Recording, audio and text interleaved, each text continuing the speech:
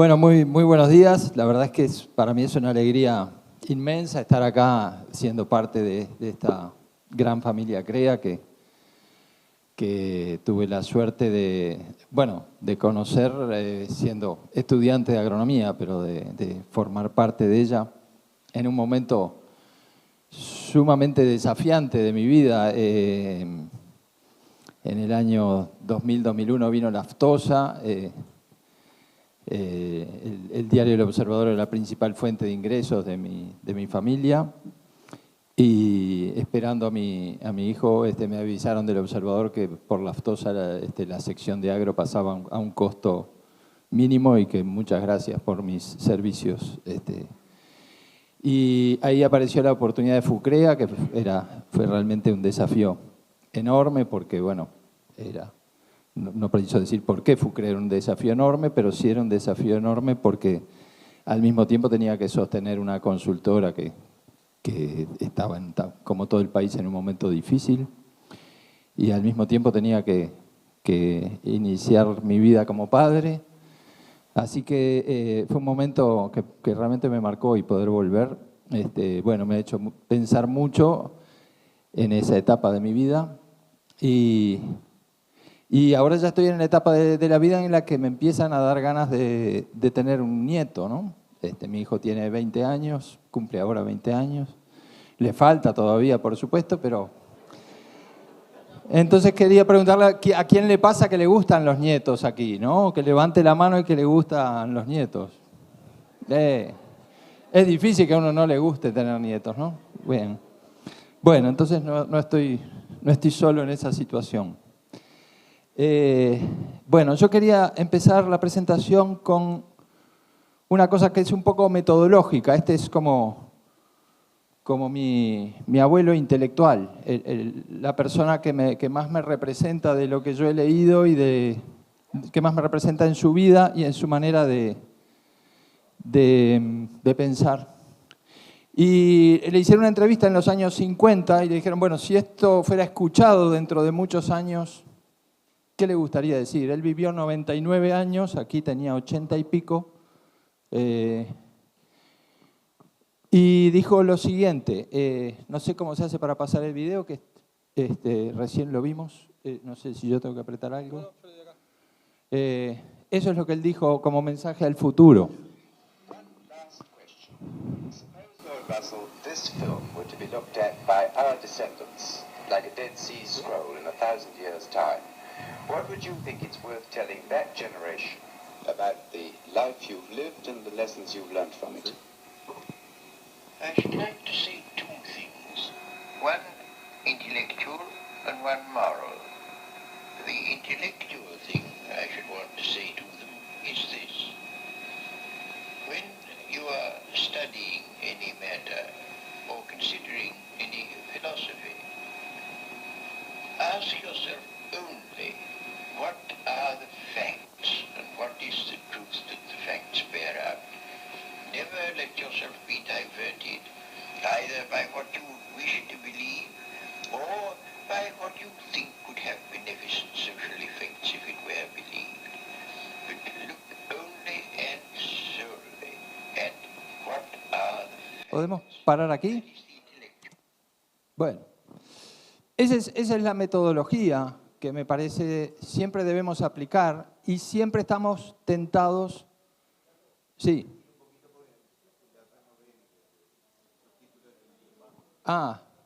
Entonces le preguntan, Bertrand Russell, un filósofo que reformó toda la lógica con la que funcionó la filosofía, que era la lógica aristotélica, escribió un libro que se llama Principia Mathematica, que cambió la lógica, y le preguntan allí qué quisiera decirle al futuro, y dice que quiere decir dos cosas, una intelectual y una moral. La intelectual es, cuando estudies cualquier tema, ve solamente a lo que los hechos, los datos te digan, no a lo que te gustaría que fuera cierto y no a lo que te conviene que sea cierto. Simplemente a lo que los datos te indiquen. Eso es lo que dice en cuanto a lo que él considera debe ser lo que quiere decir desde un punto de vista intelectual. Muchas veces en las discusiones nos vemos tentados a defender lo que más nos gusta que sea cierto o a lo que le conviene a nuestro bolsillo que sea cierto. Yo lo que les propongo es en esta actividad, después si salimos a hablar a la sociedad, vemos, pero en esta actividad es eso. Lo segundo que dice es lo que él considera, es lo que quiere decir desde un punto de vista moral, ético, y es lo siguiente, si es que quedamos en el mismo lugar.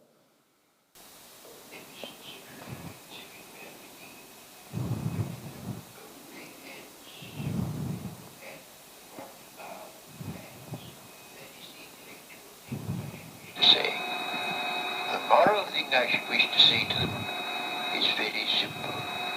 I should say, love is wise, hatred is foolish. In this world, which is getting more and more closely interconnected, we have to learn to tolerate each other. We have to learn to put up with the fact that some people say things that we don't like. We can only live together in that way. And if we are to live together and not die together, we must learn a kind of charity and a kind of tolerance, which is absolutely vital to the continuation of human life on this planet. Bueno, ese es el tema ético que él quería decir. Es decir, estamos en un mundo cada vez más interconectado, nos lo decía en la década de los 50, ¿no? Es lo mismo que estamos diciendo hoy, un mundo cada vez más interconectado.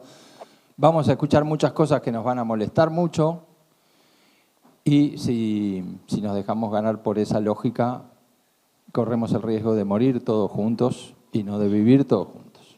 Bueno, ese es un poco el marco y como algunos de ustedes sabrán, también tengo como un referente a don Charles Darwin, que bueno, entendió los mecanismos del cambio.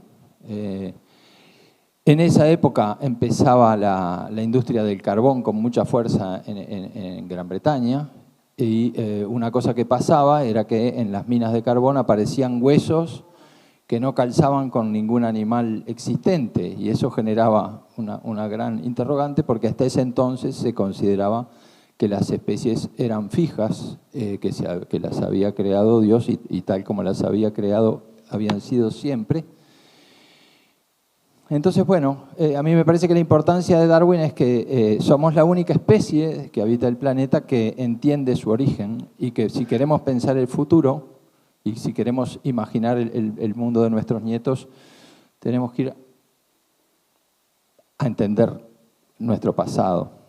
Y creo que algo muy importante que sabemos a partir de Darwin es que lo común en la evolución biológica es extinguirse. La mayoría de las especies ya no está. Estuvo en un momento y ya no está. Si su medio ambiente se diferencia mucho del medio ambiente para el que está adaptada, no logra seguir. Bueno, basado en esa teoría evolutiva, hay algo que hay un autor que también me parece bien interesante, que dice, bueno, en realidad nosotros no somos los grandes protagonistas de la evolución, somos meras máquinas que nuestros genes han hecho con el objetivo de que copiemos esos genes. Por eso nos encanta tanto tener nietos, porque, bueno, ese es el éxito evolutivo. Si uno logra descendencia que logra reproducirse, eso evolutivamente es éxito. Si uno no lo logra, es fracaso. Nuestros abuelos fueron exitosos en el sentido de que tuvieron hijos, que pudieron tener hijos. Y todos los abuelos, bisabuelos, tatarabuelos fueron exitosos. Uno solo que hubiera dicho, yo no voy a tener hijos, y nosotros no estaríamos aquí. Entonces, en realidad, bueno, somos, y cuando dice somos máquinas de supervivencia, autómatas programados a ciegas con el fin de perpetuar la existencia de los egoístas genes que albergamos en nuestras células, estamos hablando de humanos, también estamos hablando del ganado vacuno, la vaca fallada se descarta. Estamos hablando de trigo, estamos hablando de cualquier ser vivo, cuando salgamos y veamos un hornero, está buscando conseguir la mayor cantidad de energía posible para luego hacer su nido, poner huevos y tener pichones que tengan pichones y Y el que no lo logra queda fuera de la evolución, el que lo logra sigue eternamente mientras lo vaya logrando. Nuestros genes hasta ahora son eternos, han ido saltando de cuerpo en cuerpo hasta llegar al hoy. Hay un libro ahí que se llama El gen egoísta, que es libro de cabecera. Y hay un biólogo que dice algo que es importante, como introducción a lo que voy a decir después, que dice: el verdadero problema de la humanidad es que tenemos emociones del Paleolítico, tener nietos, por ejemplo, pero no solo tener nietos, ¿no? Es decir, también a veces tenemos la ira y distintas emociones, instituciones del medioevo y tecnologías propias de dioses. Porque el chat GPT lo podemos usar en Moscú para preguntarle cómo destruimos a Ucrania, o en Ucrania para preguntarle cómo destruimos a Moscú. Esas son nuestras emociones del Paleolítico, ¿no? Esto es importante porque nos ayuda a entender cuáles son las predisposiciones innatas que tenemos. Y una predisposición innata es a optimizar. El ADN, en definitiva, es un software, un algoritmo que construye un cuerpo y que ese cuerpo tiene la orden de generar descendencia. Eso es lo que tenemos en común con todos los animales vegetales. Alimentarnos, huir del peligro, aparearnos, multiplicarnos, optimizar la captura de recursos, acumularlos, pasarlos a la siguiente generación. Todos queremos dejarle a nuestros hijos tranquilidad económica, además de una formación intelectual. Entonces, esta es una de lo que yo diría, de esa complejidad que me pidió Fucrea, de qué tendencias veo. Bueno, hay dos macro tendencias. Una es, bueno, nosotros somos tremendamente exitosos en acumular recursos para que nuestra generación siguiente tenga una situación mejor. Tenemos un cerebro muy potente para eso y lo vamos logrando. El PBI con que nace un niño hoy es 1000 veces mejor que el PBI con el que nacimos nosotros, y el PBI de la generación siguiente va a ser así, el PBI per cápita, el ingreso. Entonces, la humanidad ha sido tremendamente exitosa en esto de multiplicar sus genes. La población humana le costó muchísimo llegar a 1000 millones, pero una vez que descubre la ciencia, la medicina, la agricultura profesional, la población crece tal como estamos programados a que sea. Es decir, la gente quería tener la mayor cantidad de nietos posibles y logró tener la mayor cantidad de nietos posibles. Si pensamos en nuestros abuelos cuántos hermanos eran, seguramente eran más hermanos de los que tenemos nosotros. Entonces, bueno, hemos tenido un salto poblacional que nos va a llevar a 10.000 millones aproximadamente. Y hemos logrado un éxito muy grande en casi todas las variables que analicemos. La cantidad de la pobreza porcentualmente ha bajado muchísimo, aunque en los últimos años no está bajando. La esperanza de vida, o sea, la esperanza de vida no llegaba a 40 años. Ahí tiene, el último dato es el de la pandemia, que marca un piquito para abajo, pero vamos rumbo a cruzar una esperanza de vida de 100 años. Algo que era impensable. La mortandad infantil, otro indicador claro de progreso. Cuando alguien diga que el progreso no existe, que es un concepto relativo, que depende de lo que digamos que es progreso, bueno, a nadie, si hay algo que es progreso es tener un hijo y tener el 99% de chance de que no se muera. Eso es una novedad. Darwin, por ejemplo, tuvo 7, 8 hijos y se le murieron 2. Y eso era lo normal de la época de alguien que vivía en una clase media alta, ¿no?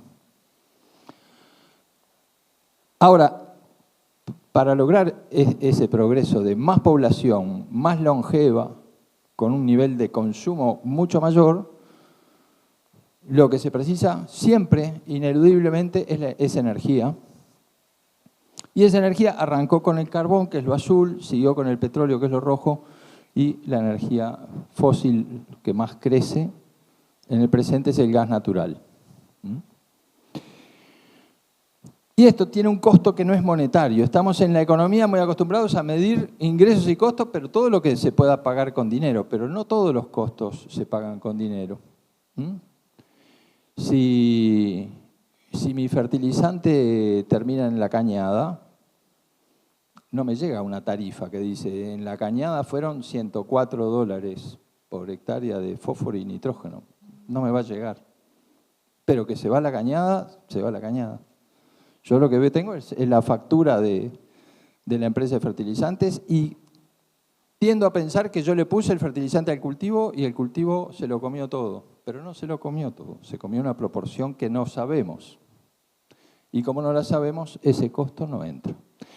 Cuando venimos acá, el costo que tenemos es el del combustible que pagamos en la estación de servicio, pero hay un costo del humo que vamos tirando por el caño de escape, pero no nos llega esa cuenta, no hay un número ahí. Eso, bueno, genera otra tendencia exponencial que es muy peligrosa, que es que cada vez el dióxido de carbono aumenta porque cada vez hay más autos. Uno puede decir, bueno, los autos son mucho más eficientes, hacen más kilómetros por litro de nafta. Pero eso es una paradoja económica, que se llama la paradoja de Gibbons, que es que cuanto más eficiente es el auto, más autos se venden. Más barato me sale andar en auto y más autos se venden. Entonces, la ilusión de que eso soluciona el problema es meramente una ilusión porque la cantidad bruta que yo emito es cada vez mayor. Y bueno, ese costo, o sea, ese costo está en un nivel muy alto. La cantidad de dióxido de carbono siempre cambió, porque la actividad volcánica, por ejemplo, porque sin que intervinamos nosotros cambia, pero nosotros lo llevamos a un nivel fuera de toda norma. Si eso fuera déficit fiscal, todos diríamos, bueno, esto es Argentina que está a punto de reventar. Esa es la observación en azul, es la antigua que es en hielos, la roja es observación hecha en el aire directamente. Y ahí lo interesante es que ese serrucho cuando baja son las plantas en el hemisferio norte que brotan en la primavera y sacan carbono. La única manera que podemos ver en una gráfica de sacar carbono es con plantas. Bueno, y ahí tenemos la gráfica que ningún ganadero quiere ver, que es la del metano, y ahí tenemos la del nitrógeno. Todo sube y esas son exponenciales que realmente nos van a determinar y que hacen que suba la temperatura. Esa es una etapa emblemática de la temperatura del planeta desde que The Economist existe. The Economist arrancó en 1840 y pico y es una fuente muy fidedigna de información. Entonces, si alguien no le encuentra un sentido a la vida, bueno, empujar eso hacia el lado azul es un interesante objetivo para plantearse en la vida, aunque si somos 8.000 millones, lo nuestro va a ser un granito de arena en 8.000 millones, pero si pensamos en que nos gusta tener nietos y que nos gusta que nuestros nietos tengan buena calidad de vida, esa es una tarea importante. Esa es una caricatura de The Economist. Cuando estaba el COVID, decía, bueno, el COVID, sí, esa es la pelea preliminar, pero la pelea de fondo es el sol calentándonos y quedando su energía atrapada en la atmósfera porque le hacemos un techo de dióxido de carbono, de metano, de dióxido nitroso. Esa es la pelea de fondo. Lo que vemos con el COVID es... Las verdaderas curvas para aplanar son las otras. Esta es la temperatura en el mes de julio. El mes pasado batimos récords, pero saladamente. Esa es medición de la Unión Europea oficial. Lo que está en celeste azul es más frío del promedio, lo que está en rojo es más caliente del promedio. O sea que de acá a la vida de nuestros nietos, este tema no se va a ir, no se va a calmar. Hoy es Europa, después va a ser China y después van a ser todos los demás. De este tema nos zafamos. O sea, si queremos sostener el aumento en el ingreso, la longevidad, todos los indicadores favorables que tenemos, gracias a nuestra inteligencia, no podemos eludir de resolver esto. Y bueno, creo que una visión que cada vez vamos a tener más es la del planeta como un gran ser viviente y de nosotros como los responsables de la medicina de ese planeta. La forma en que normalmente funciona el planeta es captar energía solar y carbono a través de las plantas, la invención de la fotosíntesis, enterrar el carbono para refrescarse. Lo normal es que estemos en una lógica de muchísimo más hielo. Lo normal es la era glacial, que terminó hace 11.000 años y nos permitió descubrir la agricultura. Es que se generen ecosistemas diversos, porque como en un sistema, como en un portafolio financiero, la diversidad construye estabilidad. Y eso es lo que fue haciendo durante 4.500 millones de años, cuando surgió la vida, y que cuando se inventó la fotosíntesis por las cianobacterias primero, hace 4.000 millones de años probablemente, bueno, empezó a hacer tomar carbono, captar energía solar, tomar carbono, enterrar el carbono. En 200 años nosotros hemos desenterrado el carbono que se generó sobre todo en los últimos 90 millones de años. Y sustituimos diversidad por unas pocas especies que son nuestras aliadas: trigo, arroz, maíz, papa. Entonces yo creo que una cosa que vamos a ver es que ahora empieza una era regenerativa, es decir, tenemos que seguir comiendo, tenemos que seguir mejorando, pero tenemos que dar vuelta un camino que hasta ahora consideramos que no tenía ningún costo. Los europeos talaron toda Europa sin pensar que eso tenía una consecuencia. Nosotros usamos combustible durante décadas sin pensar que eso tenía una consecuencia. Ahora sabemos que sí lo tiene. Y es un conjunto de factores que hacen que estemos usando los recursos de mucho más de un planeta. De nuevo, esto lo podemos ver como un déficit fiscal. Hasta el año 70 más o menos, con lo que nos daba el planeta, usábamos todo y era una situación relativamente cercana al equilibrio, pero cada vez más hay un día que se le llama el día del overshoot, que sería como el día en el que nos sobrepasamos, que empezamos a usar cosas prestadas, que se las estamos tomando prestadas a nuestros nietos. Y de nuevo, si eso fuera déficit fiscal, diríamos, bueno, evidentemente alguien tiene que venir y hacer un rápido ajuste y volver al equilibrio. Entonces, yo les voy a proponer en esta presentación que nuestros nietos van a vivir en uno de 4 escenarios. Y el primer escenario es el peligro del exceso de nuestro éxito evolutivo. Hemos logrado un éxito evolutivo impresionante, hemos pasado, somos la única especie en la historia del planeta que domina todos los ecosistemas, pero hay quienes ven un escenario por delante que es que volvamos la Tierra inhabitable. Esto no es ni una predicción, ni un fatalismo, es como el déficit fiscal. Si vos pasás del 3 al 4, al 5, al 6, al 7, al 8, en algún momento la gente saca la plata de los bancos y eso se corrige violentamente. Ese es un escenario que va a determinar un rediseño de la economía donde miren, ya lo van a poder ver. O sea, la venta de autos eléctricos va a subir, el transporte se va a electrificar, la forma de calefaccionar las casas va a ser distinta, están lo que se llaman ahora las bombas de calor, la construcción en madera va a crecer, el sector que imaginen va a cambiar para esquivar este escenario. Es como ir en un Titanic, pero que tiene que terminar distinto que el Titanic y que tiene unos años para decir tenemos que esquivar el témpano. Témpano 1 que tenemos que esquivar. Y eso en cualquier sector, como decíamos, lo cambia todo.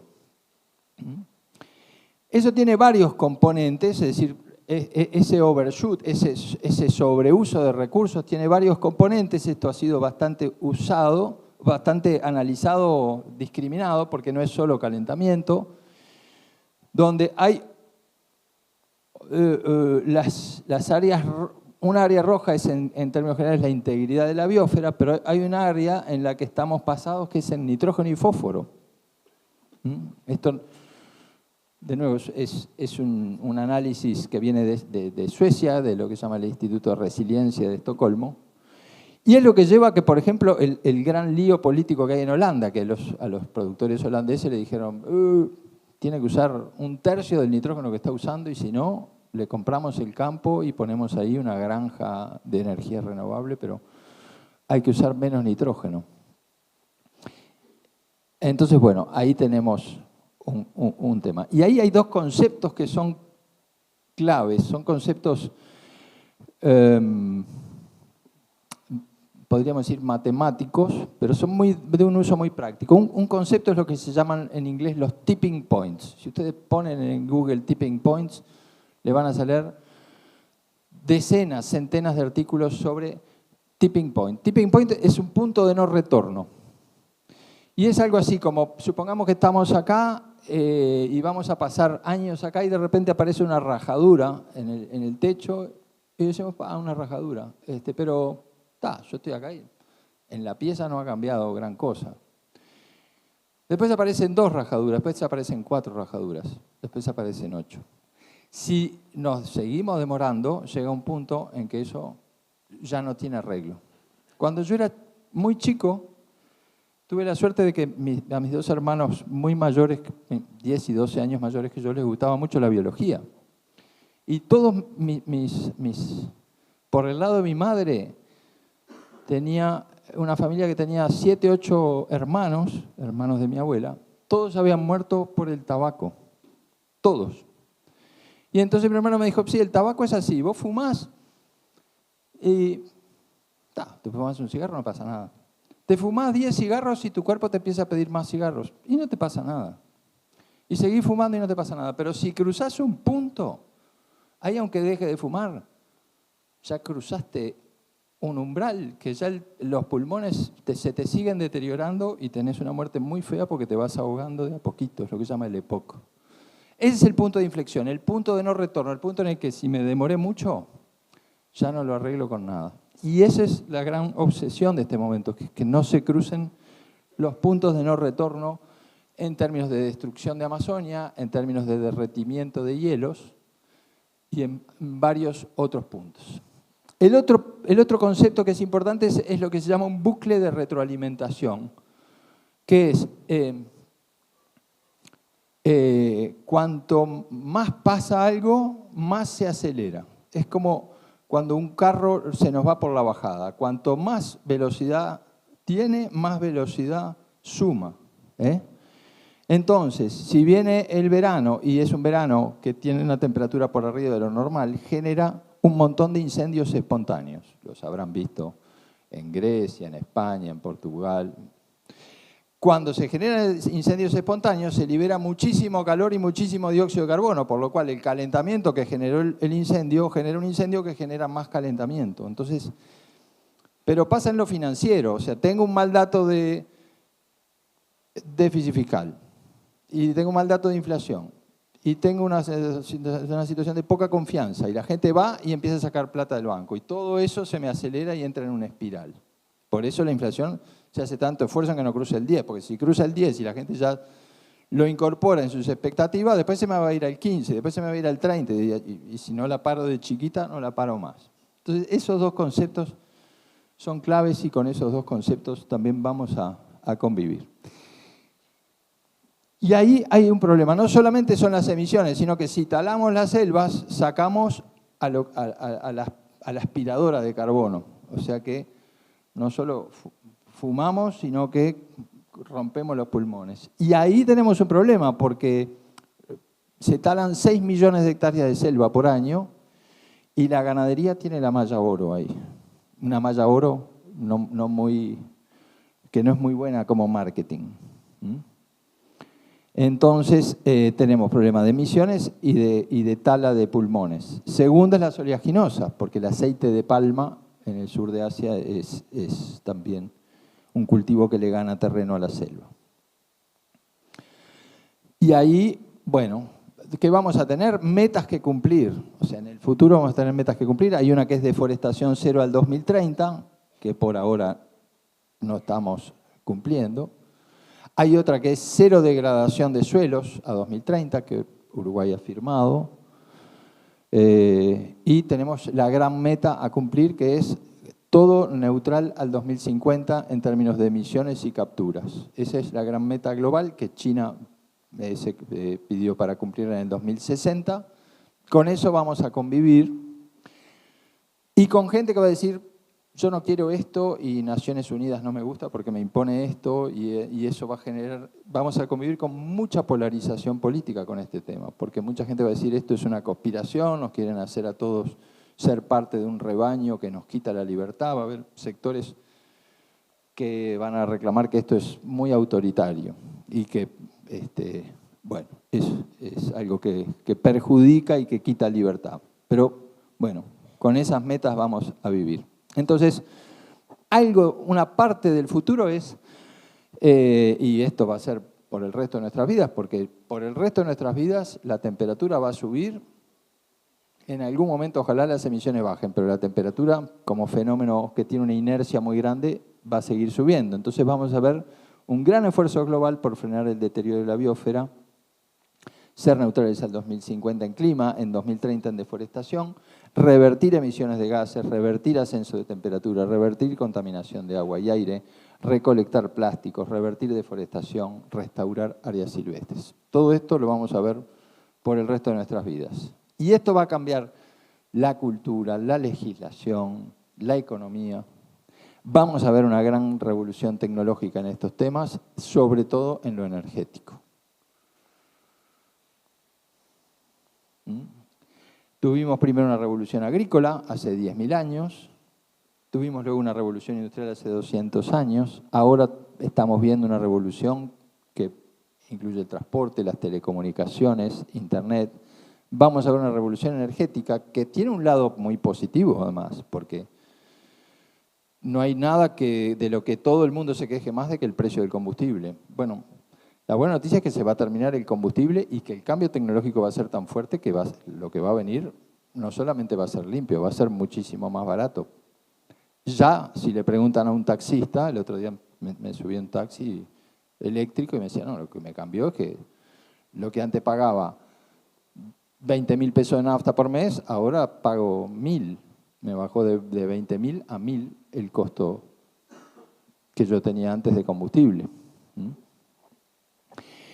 Y empezamos a hablar de otra gran... Esta es una gran tendencia que es evitar que nuestro pequeño planeta se nos despatarre y venga un caos climático. Hay otra parte que es mucho más, tal vez interesante, que es que, así como en evolución hay quienes dicen, bueno, todos provenimos de un pez que un día dijo, yo me voy a salir del agua, me tiene harto el agua y me voy a convertir en un anfibio, y luego se convirtió en un reptil y luego se convirtió en un mamífero. Pasó la vida animal, pasó del agua a la tierra, ahora está pasando de la tierra a un espacio virtual. Hoy preguntaban cuántas horas se pasaban en la computadora. ¿Cuántas horas nos pasamos cada uno en la computadora? Y bueno, yo hasta el año 87 nunca había visto pasé 0 en una computadora. La primera que vi era un Atari que tenía un juego que simulaba los flippers, y después en el 88 en Paysandú un día llegaron computadoras y a partir de ahí empecé a tener un tiempo como estamos ahora, cara a cara, y un tiempo en pantalla. Y cada vez el tiempo en pantalla es mayor. Entonces, en cierta manera podríamos decir que somos anfibios, que todavía pasamos en el mundo real, pero pasamos cada vez más en un mundo virtual, y todo migra hacia allí, ¿no? Si antes había un comercio, ahora también hay un e-commerce. Si antes había robo porque te entraban a la casa y te afanaban todo, ahora cada vez más lo que hay es un hackeo donde nadie entra a ningún lado, pero te entran a tu cuenta bancaria y te hacen un despatarre, ¿no? Y todo va migrando hacia allí.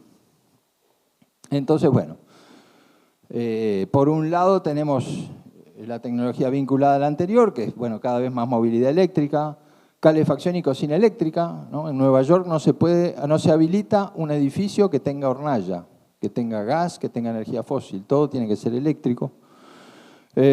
Cada vez más granjas agrosolares. En Holanda, por ejemplo, que a mí yo lo tomo como una referencia de la vanguardia, es, bueno, además de que vos tenés tu primer piso el pasto, tu segundo piso el riego y tu tercer piso que vas a poner molino de viento o unos paneles solares que te den sombra al ganado, pero de lo que se está pensando es de ese tercer piso, de la producción agrosolar. El hidrógeno verde va a ser la próxima gran inversión que va a recibir Uruguay para salir del petróleo. Cada vez más regulaciones, o sea, la bicicleta era algo antiguo que fue sustituido por el auto, pero si uno va a cada vez más ciudades de Europa, andar en auto es lo obsoleto y andar en bicicleta es la norma. Cada vez más, dado que hay que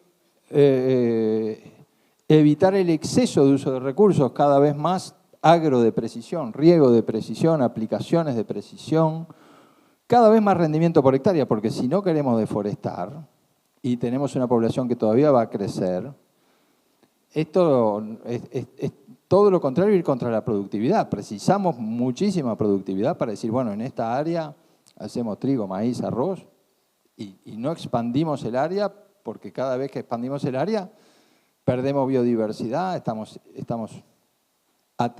amenazando un ecosistema. Aparece una nueva competencia a la proteína animal, la biotecnología que tanto nos gusta en agricultura cuando nos soluciona algo, no nos gusta tanto cuando es que va a competir con la carne o con los lácteos, pero eso va a aparecer. No creo que sea algo... Cuando haya un encuentro CREA dentro de 50 años vamos a ir comiendo la picaña que comemos acá y el corderito que comemos acá. No tengo la más mínima duda al respecto. Pero que eso va a tener su lugar, va a tener su cierto lugar. Entonces, bueno, si queremos dejar paz y un ambiente estable, esta gráfica es inevitable, ¿no? Ese es el cambio en temperatura que tenemos. Vamos a tener movimientos sociales, sobre todo con mujeres jóvenes, futuras madres, que van a decir, bueno, ¿qué futuro queremos? ¿Qué futuro tenemos en nuestras manos? Esto es ocupación de universidades en Europa hace un par de meses. Eso va a estar. Y biológicamente estamos condicionados a la que primero alimenta a un niño es una mujer. Por más que tengamos todas las discusiones de género que podamos querer tener, la que primero alimenta a un niño en los mamíferos es la madre y es por lo tanto la que más le dice a un niño qué es lo que está bien comer y qué es lo que está mal comer. Y la proporción de personas que comen poca carne es la mayor en mujeres jóvenes. O sea que ahí también tenemos una situación. Pero bueno, al mismo tiempo hay otros cambios que suceden porque la población ya no crece de esa manera exponencial. Ya, aunque todos nos encanta tener nietos, muy poca gente tiene 12 hijos para ver si después tiene 12 por 12 nietos, ¿no? Es decir, hay otros factores que inciden allí. Entonces la población frena su crecimiento, es un cambio muy fuerte porque nosotros, no sé, yo me crié escuchando que China y la cantidad de chinos y los chinos son cada vez más. Bueno, los chinos son cada vez menos, no son cada vez más. Los japoneses, cada vez menos. Los coreanos, cada vez menos. Los rusos, cada vez menos. Y en otros países no son cada vez menos porque hay una inmigración que sustituye la población. Eso también genera tensiones enormes porque resulta que los blancos y rubios somos cada vez menos y los morochos son cada vez más.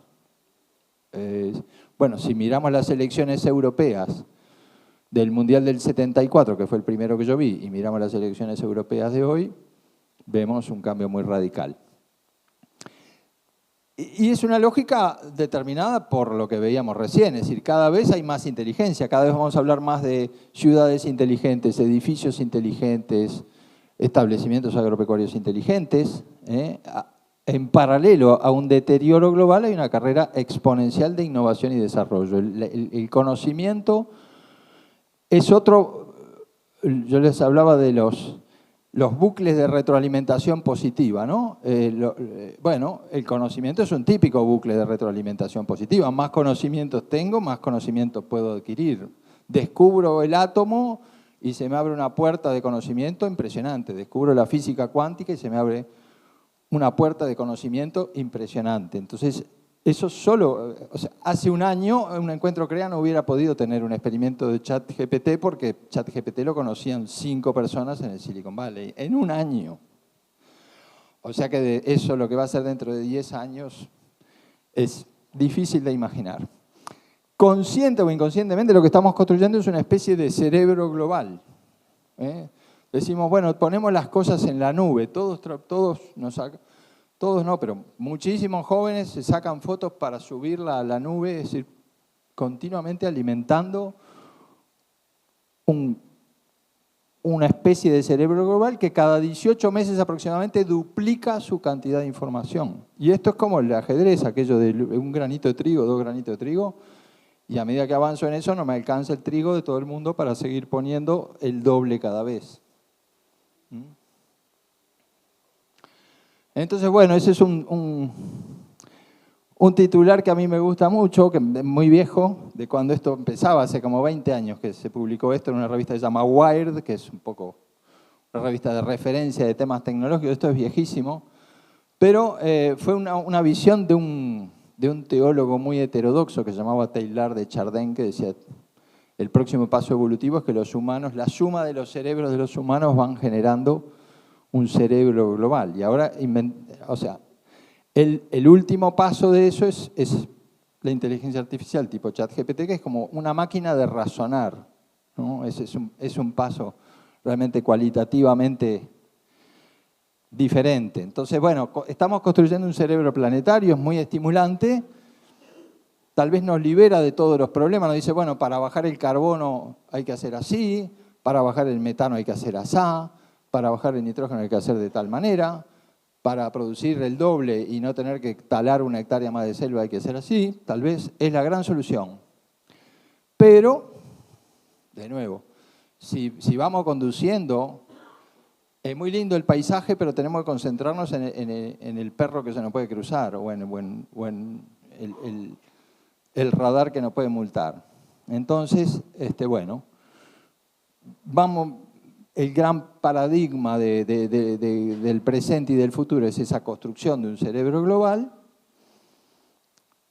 como en distintas etapas. Después vamos a ver esto en detalle. Esto genera algunos cambios importantes. La tasa de natalidad cae verticalmente.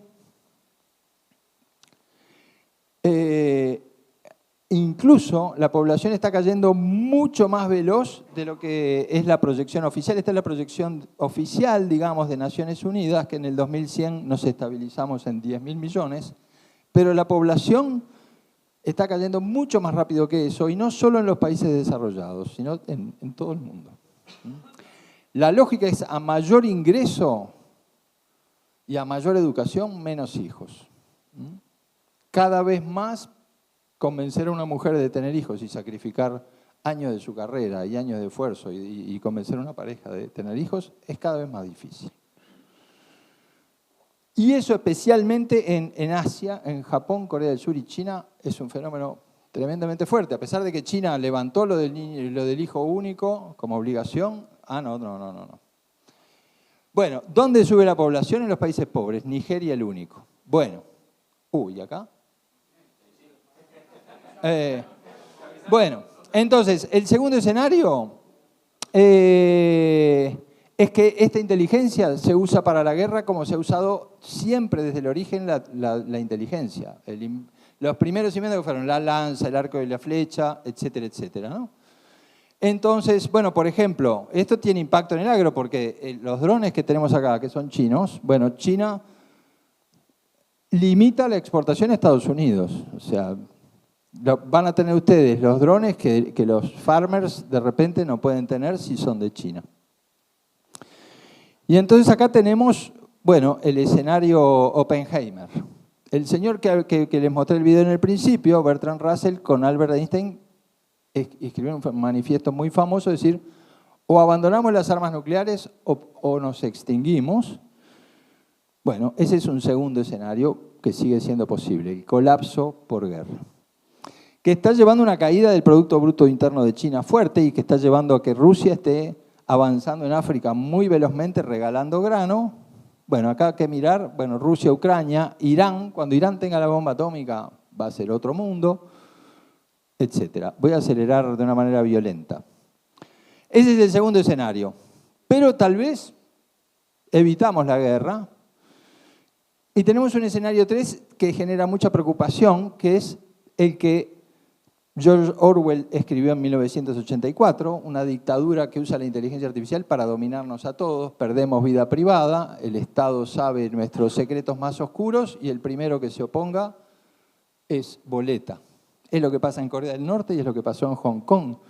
Cuando Hong Kong pasó a manos chinas, la gente se rebeló contra el autoritarismo y con inteligencia artificial sabían todos y cada uno que iba a una manifestación, aunque se pusieran una frazada en la cabeza y solo se le vieran los ojitos, nuestros ojos son todos diferentes, como nuestra huella digital, y eso se usó para aniquilar toda resistencia. Y la otra es Un Mundo Feliz, que es otro libro muy famoso de Aldous Huxley, que dice, no, la gente en realidad le van a dar ChatGPT para que juegue, Instagram para que juegue, y no se van a rebelar. Podés hacer cualquier cosa que ni siquiera se van a rebelar. Son como las dos distopías vinculadas a esto. Y este es el zoológico de Ámsterdam. Bueno, esta es la segunda mayor inteligencia que hay después de los humanos, ¿no? Que vivió libre mientras los humanos no tomaron el comando y hoy solo existe en cautiverio, ¿no? Entonces, esa es una distopía que... este es el mejor lugar para vivir de un gorila, ¿no? Si tiene que vivir silvestre, está con pánico todo el día de que un cazador en África no se lo masque. Pero, bueno. Entonces, hasta ahora, como un conductor, vamos viendo lo que puede salir mal, pero por supuesto que nuestro gran objetivo es esquivar estos tres escenarios negativos y construir un escenario de sobrevivencia y de mejora de calidad de vida como tenemos hasta ahora. Ahí lo más importante es que vamos a ver probablemente en la década próxima la colonización de otros lugares, básicamente la Luna y Marte, después otros lugares en el espacio. Muy probablemente nos vamos a volver hiperlongevos, vamos a tener una genética y una inteligencia artificial y toda la tecnología destinada a que crucemos los 100 años. Y si pensamos en el muy largo plazo, tal vez inmortales. Entonces, bueno, el objetivo es una humanidad estable e inteligente, lograr la inmortalidad y expandirse por el universo. Las ideas que alentaron las primeras etapas de la Revolución Soviética y que obtienen Musk y muchos en el Silicon Valley. Ese es el escenario si esquivamos los problemas del presente. Entonces, ahí, algo que eso puede parecer un futurismo absurdo, pero en realidad lo que ya tenemos es que la población mayor a 60 años pasa a ser estructuralmente una proporción cada vez mayor. Cada vez tenemos menos hijos y cada vez somos más longevos. O sea que, si producimos alimentos, el impacto que tengan en la salud importa muchísimo más que antes, porque bueno, cuanto más longevo nos ponemos, más tenemos que monitorear el colesterol, etcétera, etcétera, etcétera. De ahí la reforma de la seguridad social. Vamos a escuchar hablar de terraforming, es decir, cómo hacemos para convertir las superficies de los planetas cercanos a algo que tenga una atmósfera, cómo construimos atmósfera allí. Las carnes y leches artificiales, puede ser que nos enojen mucho a nosotros, pero si eso está en el menú del futuro de la humanidad, van a seguir existiendo y van a seguir desarrollándose. Lo mismo la agricultura vertical, grandes edificios donde por hidroponía se producen frutas y verduras. Eso ya existe en muchísimas ciudades del mundo desarrollado. La horticultura con tierra, nylon y dependiendo del clima va a tener un cuestionamiento allí. Y sobre todo vamos a sociedades que cambian más velozmente y eso en las relaciones humanas me parece que es clave. Y acá ya para tranquilidad de Rezabala termino. Hay una nueva sensibilidad en este mundo más tecnologizado, que es lo que se llama de círculos de solidaridad creciente. Antes importábamos nosotros y nuestros hijos. Después importaba nuestra familia más amplia. Después importaba nuestra tribu, después importaba nuestro país, después importamos todos. Y después, además de importar todos, importan los animales más cercanos. Entonces, bueno, ahora si matamos un perro y lo publicamos en las redes sociales, nos crucifican. Entonces, bueno, hay una imagen que es de Woodstock, que dice, ama a tu animal amigo y no lo mates, y eso es una pared de Montevideo 2 días antes de venir para acá, donde un cerdo, un ternerito y un humano dicen, tengo una madre, tengo sangre roja, tengo miedo, no me mates. Ahí no aparece el pollo, porque al pollo lo consideramos como un bicho muy bobo, y eso es una gran ventaja para la avicultura, porque nadie va a decir, che, no mates el pollo. O sea, ya el pollo es como que... Y nadie querría la vida de un pollo en un criadero, ¿no? O sea, no hay peor vida que la de un pollo en un criadero, con luz de noche, te picotean. Es la peor de todas, pero para la gente no emite metano, y es un bicho bobo que, bueno, que muere un pollo no pasa nada. Eso es complicado. Entonces, la evolución, el crecimiento de la tecnología duplicándose lleva a lo que se llama un punto de singularidad. Es decir, un momento en el que la inteligencia va a ser tal, que recién Martín decía, no, siempre va a haber un humano que siempre va a ser de acuerdo a los objetivos del humano. No tan seguro de eso.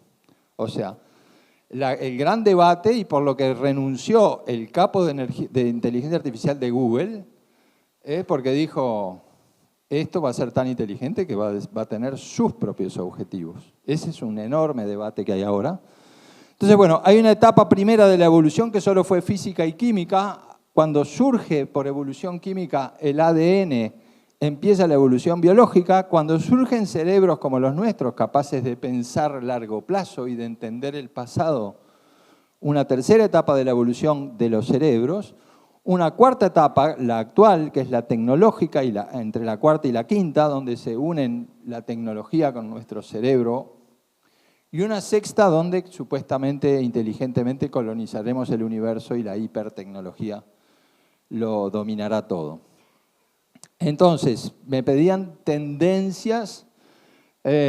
Bueno, inteligencia artificial y humana interactuando, eso cada vez más y con cada vez más peso del artificial. Las redes aplicadas al entendimiento humano, a prolongar la vida, a regenerar la biosfera. En lo más concreto, y algo que para mí tiene de fundamental FUCREA, es aprender a medir cosas que todavía no sabemos medir. Que todo se va a medir. Vamos a tener un reloj celular que nos va a medir los latidos del corazón, la presión, la composición de la sangre. Todo se va a medir y todo se va a tratar de optimizar. El método científico va a ser superado por el Big Data, porque ya no se trata de una hipótesis, un experimento, eso demora años. Correlacionemos millones y millones de datos y traigamos la solución más rápido. Y en eso, bueno, suelos más ricos que tengan más carbono, yo creo que eso es biología de suelo, es para mí lo que más va a tener impacto y que genera agua más limpia, fauna y flora más diversa, redes de hongos que son súper importantes si no les damos pelota. Bueno, ¿cómo generamos eso? ¿Cómo lo medimos? ¿Cómo lo probamos? ¿Cómo lo valorizamos? Eso va a estar siempre. El código QR y lo que venga atrás del código QR. En los restaurantes de Europa no hay más carta. Hay un código QR en la mesa que uno le saca una foto y todo lo que quiera saber lo sabe allí. Y ahí entran libros en vez de una carta de... Los objetos se hacen inteligentes. La heladera inteligente, la cocina inteligente, el Internet de las cosas. Y ahí, y ahora sí termino, es cómo liberalizamos todo lo que nos gusta liberalizar, por lo menos los que amamos la libertad, pero también cómo conservamos lo que vale la pena conservar, porque el gran riesgo es que en una aceleración así nos deshumanicemos. La síntesis de todo es un disco que marcó mi vida a los 15 años, que decía, estamos cerca de un abismo y de lo que se trata es de ir a lo verde y escaparle de lo verde a lo que venimos, de un mundo prístino, volver a eso y escapar al lado oscuro de un progreso ciego, ¿Qué es lo que hay que conservar? Esto es un restaurante de Ámsterdam que decía siempre, di te amo a los que amas, siempre, di la verdad, hazte tiempo para la familia y los amigos, ríete sonoramente, prueba cosas nuevas, trabaja duro, comparte, mantén tus promesas, la familia primero, di por favor y gracias, piensa en grande, ayuda a otros, usa palabras amables. Y el otro, que está bueno también, pero no lo... Y esto escrito en un pizarrón negro. Esos son lo que hay que conservar siempre. Y estamos en un mundo en problemas, pero estamos programados para que las cosas que más felices nos hacen sean gratis. Esto era cuando el último congreso, el último encuentro CREA del que participé, era en esta época, mi hijo no caminaba. No sale nada ir a una playa y pasarla bien con la familia. O sea, por más que cambie la tecnología, que tengamos el chat GPT que nos diga las 5 mejores playas del mundo, lo que es realmente importante es lo que tenemos que conservar y es algo que es milenario y que es la misma felicidad que tiene una perra con sus perritos, es la misma felicidad que tenemos, que tiene una vaca y que cuando la destetan protesta balando un rato largo. Así que bueno, perdón si me pasé mucho la hora, pero así es como la veo.